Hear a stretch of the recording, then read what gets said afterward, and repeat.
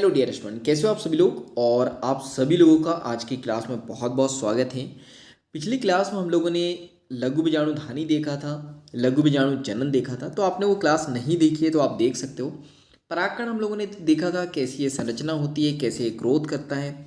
इसके बाद बाह्य चोल, जनन छिद्र, ये सारी चीज़ें हम लोग ने देखी थी जो बहुत इंपॉर्टेंट है। कई बार क्वेश्चन आए हुए हैं। जनन कोशिका, कायिक कोशिका क्या होती है, तो सारी चीज़ें हम लोग देख चुके थे। इसके बाद ये पार्थेनियम क्या होता है, और यहाँ से जो है ना ये जो परागकण है कैसे इसकी टैबलेट बनती है, यहाँ से बहुत सारी चीज़ें हम लोगों ने देखी थी। यहाँ से कई बार क्वेश्चन आए हुए हैं नीट में, तो आपको याद रखने हैं।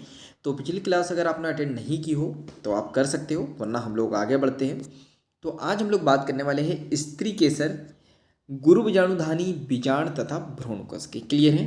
तो आपको ये याद रखना है, स्त्री केसर को हम लोग यहाँ पे कहते हैं पिस्टिल। क्या कहते हैं इसको, हम लोग कहते हैं पिस्टिल। इसके बाद हम लोग यहाँ पे बात करते हैं नेक्स्ट। तो गुरु बीजाणुधानी की बात करें तो जैसा हम लोगों ने लघु बीजाणुधानी देखा था, तो इसको हम लोग लिखते हैं मेगा मेगा स्पोर रेंजियम। तो क्या लिखते हैं हम लोग, मेगा स्पोरेंजियम। ठीक है। तो गुरु बीजाणुधानी हो गया।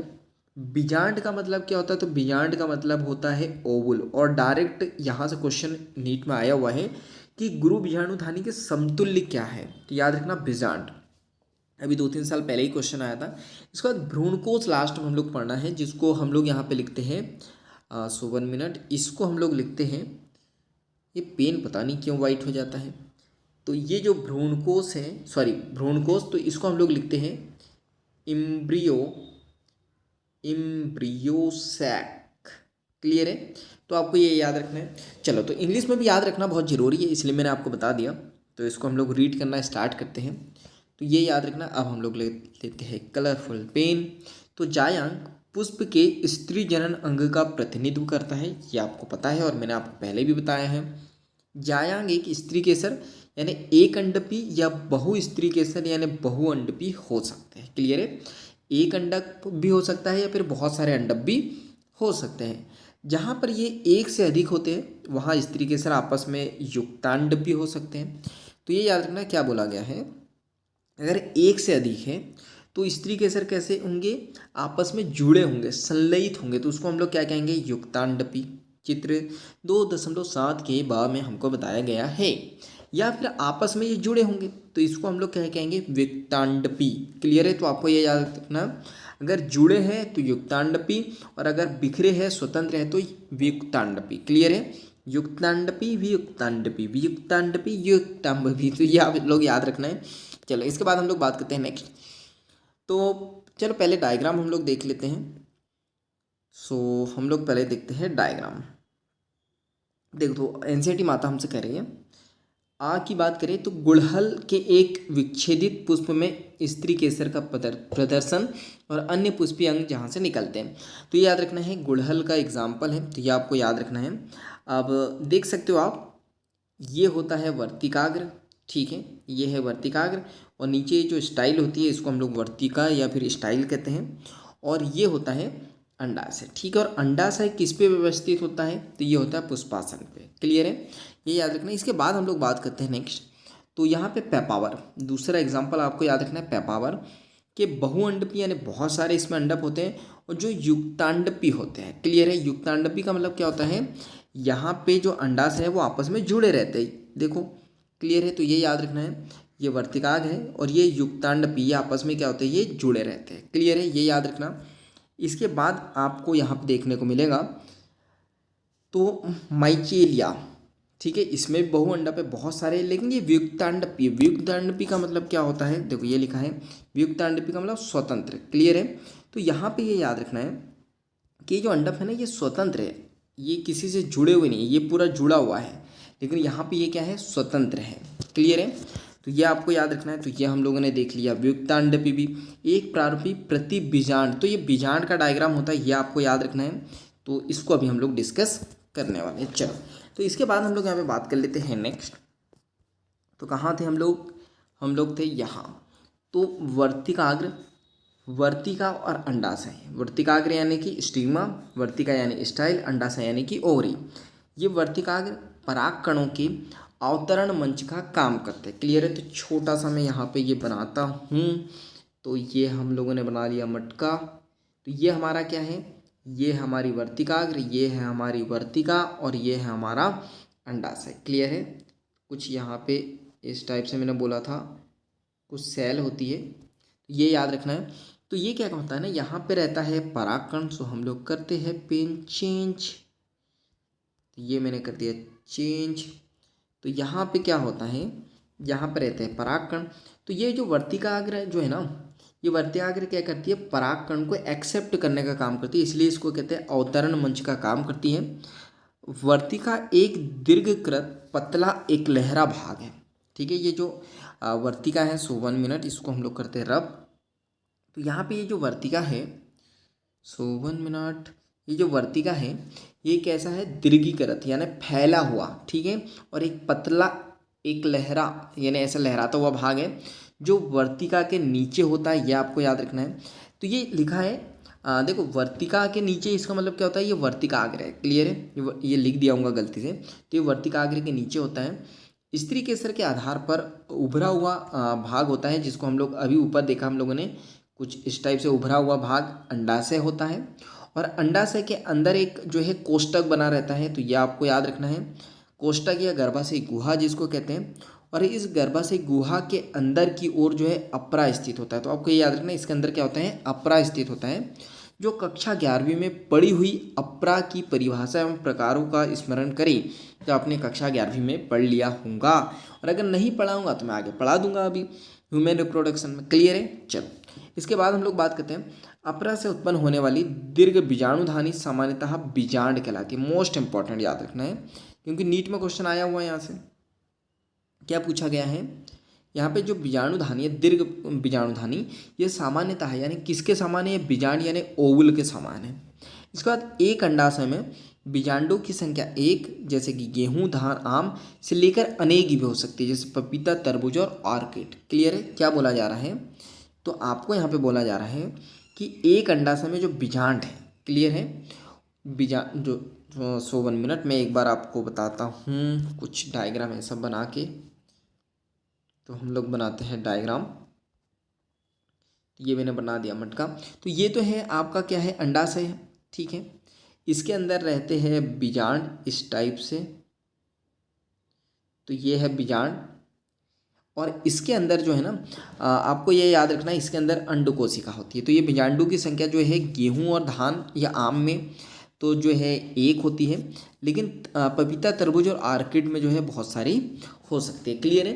तो ये याद रखना है। तो ये कुछ बेसिक चीज़ें थी। इसके बाद हम लोग बात करने वाले हैं गुरु बीजाणुधानी, यानी कि बात की थी हम लोगों ने, गुरु बीजाणुधानी किसके समतुल्य है, बीजांड के समतुल्य। क्लियर है। किसके समतुल्य, बीजांड के। तो ये आपको याद रखना है। सो 1 मिनट पेन लेते हैं हम लोग।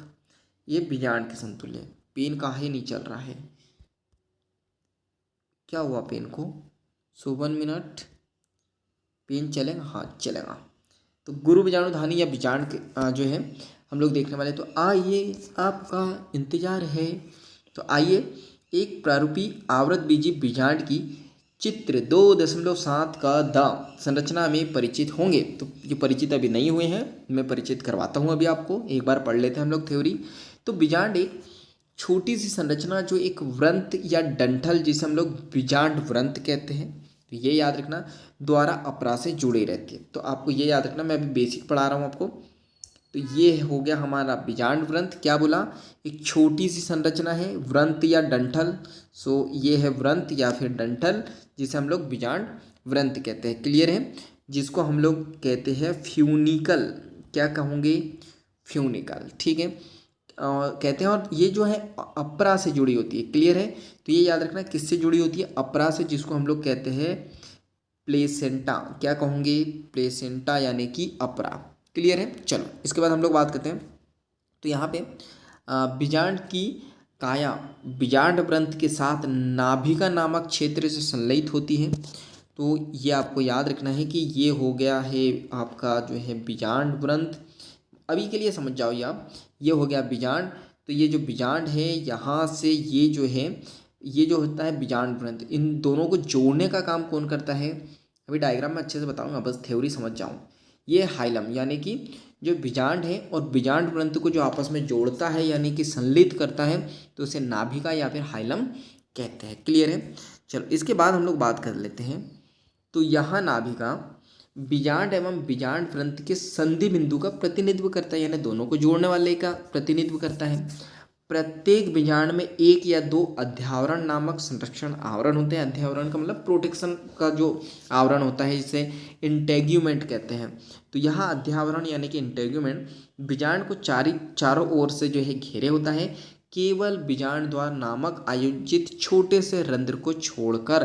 तो याद रखना यहाँ पे कोई आवरण नहीं होता है, तो बीजांड को चारों तरफ से घेरे रहता है। तो याद रखना अध्यावरण ये जो है चारों तरफ से घेरे रहता है, लेकिन बीजांड द्वार खाली रहता है। तो बीजांड द्वारी सिरे से ठीक विपरीत एक होता है निभाग यानी कि चैलेजा वाला भाग, जो बीजांड के आधारी भाग का प्रतिनिधित्व करता है। क्लियर है। चलो इसके बाद हम लोग बात करते हैं अध्यावरणी से घिरा हुआ कोशिकाओं का एक पुंज होता है, मतलब आवरण से घिरा हुआ एक कोशिकाओं का पुंज होगा, जिसको बीजांड काय कहते हैं। वेरी वेरी इंपॉर्टेंट, जिसको हम लोग लिखते हैं न्यूसेलस। क्या लिखते हो? न्यूसेलस। कई बार क्वेश्चन आया है। यहाँ पे क्या होता है, तो बीजांड काय में केंद्रक की कोशिकाओं में प्रचुरता से आहार सामग्री, वेरी वेरी इंपॉर्टेंट क्वेश्चन आया हुआ है, तो आहार सामग्री इसमें भरी रहती है। और बीजांड काय भ्रूणकोश या फिर मादा युग्मोद्भिद बीजांड काय में स्थित होता है। और एक बीजांड में सामान्यतः एक अकेला भ्रूणकोश होता है, जो एक गुरु बीजाणुधानी से निर्मित होता है। तो याद रखो कि जो बीजांड काय है, मान लो कि ये बीजांड काय है, तो इसमें होता है भ्रूणकोश। ठीक है, ये होता है भ्रूणकोश। कैसे बनता है अभी देखेंगे। या इसी को क्या कह देते हैं हम लोग, मादा युग्मोद्भिद। क्लियर है। तो ये कहाँ स्थित होता है? बीजांड काय में। ठीक है। इसके बाद हम लोग बात करते हैं एक बीजांड में सामान्यतः एक अकेला ही भ्रूणकोश होता है, जो गुरु बीजाणुधानी से निर्मित होता है। क्लियर है। चलो अब इसको डायग्राम के थ्रू हम लोग समझ लेते हैं। तो यहाँ दिया है ये डायग्राम, तो ये याद रखो। ठीक है। सबसे पहली बात तो हम लोग बात करते हैं, यहाँ पे ये दो आवरण देखने को मिलेंगे आपको, बाह्य आवरण और आंतरिक आवरण। तो ये जो है ना सब जगह रहेंगे। देखो ये है आवरण, तो ये सब जगह रहेंगे, लेकिन जो है ना यहाँ पे ये वाला जो आपको भाग दिखेगा, कौन सा वाला? ये वाला। यहाँ पे कोई भी जो है आवरण नहीं होगा। तो इसको क्या लिखोगे? इसको लिखोगे बीजाणुद्वारी सिरा, जिसको हम लोग कहते हैं माइक्रोफाइल एंड। ठीक है। इसके बाद अभी हम लोगों ने पढ़ा था, इसका अपोजिट वाला जो भाग होता है उसे चैलेजल यानी चैलेजा भाग कहते हैं, या फिर निभागी सिरा कहते हैं। ये क्लियर हुआ। इसके बाद हम लोग बात करते हैं नेक्स्ट। तो यहाँ पे ये देखो, ये दिया है ये वाला, ये थोड़ा सा ऐसा और होता है, और यहाँ से होता है अपरा। क्लियर है। तो ये होता है फ्यूनिकल, जिसको हिंदी में हम लोगों ने पढ़ा था बीजांड व्रंथ। क्या पढ़ा था? बीजांड व्रंथ। क्लियर है। इसके बाद हम लोग बात करते हैं, अब क्या बच गया? तो ये तो बीजांड काय है। क्लियर है। ये क्या है? बीजांड काय है, यानी कि न्यूसेलस है। ये है हमारा न्यूसेलस, तो ये याद रखना। तो ये जो न्यूसेलस है, तो बीजांड काय ये हो गया, ये पूरा ये जो है बीजांड काय हो गया। और ये जो बीजांड व्रंथ कौन सा है? ये वाला फ्यूनिकल, ये जो फैला हुआ है। क्लियर है। सो 1 मिनट, पेन हम लोग करते हैं चेंज। देखो तो ये जो है ये वाला, ये क्या है? फ्यूनिकल यानी कि बीजांड व्रंथ, और ये क्या है? न्यूसेलस यानी कि बीजांड काय। इन दोनों को जो जोड़ने का काम करता संधि पॉइंट कौन सा होता? हाइलम। क्लियर है। हाइलम, जिसको हिंदी में लिखते हैं नाभिका। तो कई बार क्वेश्चन आया है, तो ये आपको याद रखना है। क्लियर है यहाँ तक के? चलो तो और कुछ तो बचा नहीं, इतनी ही चीज़ें हैं और इतनी ही आपको बातें याद रखनी है। देखो एक बार रिवाइज करता हूँ मैं। क्या याद रखोगे? दो एंड होते हैं, एक माइक्रोफाइल एंड यानी बीजाणुद्वारी सिरा, और एक होता है चैलेजा। इस पर कोई आवरण नहीं होता, और ये इसका अपोजिट होता है। ये होता है बीजांड का यानी कि न्यूसेलस, जिसमें बहुत सारा भोजन आहार सामग्री रहती है। क्लियर है। ये दो आवरण होते हैं, सब जगह होते हैं, लेकिन बीजांड द्वार पे नहीं होते। क्लियर है। ये होता है भ्रूणकोश। ठीक है। ये भ्रूणकोश डेवलप कैसे होता है आगे हम लोग देखेंगे। तो एक बीजांड काय में एक ही भ्रूणकोश होगा। ये होता है फ्यूनिकल, यानी कि इसको हम लोग कहते हैं बीजांड व्रंथ। क्लियर है। क्या कहेंगे? बीजांड व्रंथ। और ये हाइलम क्या होता है? तो हाइलम की बात करें तो यहाँ पे फ्यूनिकल। क्लियर है। फ्यूनिकल यानी कि ये जो है आपका फ्यूनिकल यानी कि ये बीजांड व्रंथ, और बीजांड कहाँ गया हमारा? ये न्यूसेलस, इन दोनों को जोड़ने का जो काम करता है वो कौन करता है? हाइलम, जिसको हम लोग क्या कहते हैं? संधि बिंदु या फिर कहते हैं जंक्शन पॉइंट। क्लियर है? तो इतनी चीज़ें याद रखनी है, यहाँ से क्वेश्चन आता है। चलो तो इसके बाद हम लोग बात करते हैं नेक्स्ट। तो ये सारी चीज़ें हम लोग देख चुके थे, ये भी देख चुके थे। अब हम लोगों को बात करनी है गुरु बीजाणु जनन की। तो चलो इसको देख लेते हैं हम लोग। सो इतनी चीज़ें देखनी है हमको आज, तो इसको फटाफट से स्टार्ट करते हैं। तो यहाँ पे हम लोग बात करते हैं गुरु बीजाणु जनन की। ठीक है, सो 1 मिनट, मेरा पेन कहाँ गया? तो ये है गुरु बीजाणु जनन। तो गुरु बीजाणु जनन में क्या होता है? तो हम लोग यहाँ पे बात करते हैं गुरु बीजाणु जनन में क्या होता है तो इसको हम लोग देखेंगे नेक्स्ट क्लास में। तो आज के लिए तो इतना ही, तो बाकी मिलेंगे हम लोग नेक्स्ट क्लास में। तो क्या करना है? वीडियो को लाइक करना है, कमेंट्स करके बताना है अगर वीडियो में कुछ भी समझ में आया हो या कोई भी डाउट हो तो। और क्या करना है? वीडियो को ज़्यादा से ज़्यादा शेयर करना है, क्योंकि जब हम दूसरों की हेल्प करते हैं तो ये नेचर हमारी हेल्प करता है। इसके बाद अगर चैनल पर नए हो तो आपको कर देना है चैनल को जल्दी से सब्सक्राइब, बेल आइकन को दबा देना है, ताकि ऐसे वैल्यूबल वीडियो की नोटिफिकेशन सबसे पहले आपको मिलते रहें। तो बाकी हम लोग मिलेंगे नेक्स्ट क्लास में, इस तरह हंसते हुए, मुस्कुराते हुए, लाइफ में कुछ नया नया सीखते हुए। तो जब तक के लिए thank you, bye bye and go for success. Bye.